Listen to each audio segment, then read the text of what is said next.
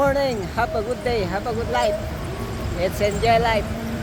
Ayan guys, dito tayo sa may station 1. Ayan, dito sa may station 2 na to, boundary station 1, boundary station 2. So nakita natin na yan, no? Kakarating lang yung party boat. Ayan, nag-sunset kanina. Kung gusto niyo ma-experience yung boat trip, ayan. Ayun, merong doon registration. Ayun, punta lang kayo diyan sa may mga tent na yan. At saka meron din naman na nag-aalok ng party yachts, sunset. Ayan. Punta lang kayo sa kanila. Ayan, kung gusto niyo ma-experience, mura lang naman yan. Mura lang yan pero mabubutas yung bulsa. Hindi naman masyado. Ayan. Ito yung sitwasyon ngayon. Dito na tayo sa may station ko. Ito yung crowd ngayon dito. Ayan. Medyo kalat-kalat lang siya. Pero marami pa rin, ha. Pagtapos ng bagyo na Verbena. Ayan, tayo. Padilim na eh. Ayan,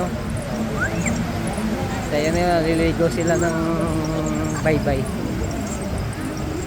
Enjoy the view.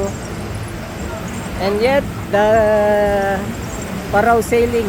Ayan, Ayan, kakatapos lang nila magparaw, sunset. Kasi nga, yung sunset natin wala eh. So, time check natin ngayon is 5:41, November 26, Wednesday. Ayan,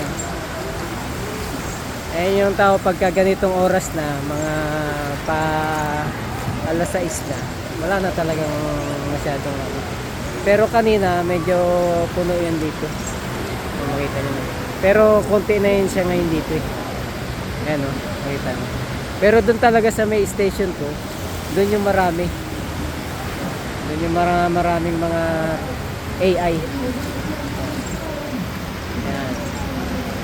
So ayan, tsaka may din dito, kung gusto niyo magpa-picture sa Sandcastle, available din yan. 20 pesos lang.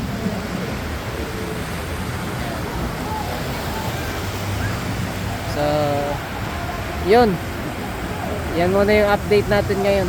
Pero sarap talaga dun, kung may experience niyo, masarap talaga dyan sa may party boat. So enjoy, see you tomorrow. Have a good day. And don't forget to smile. Yeah.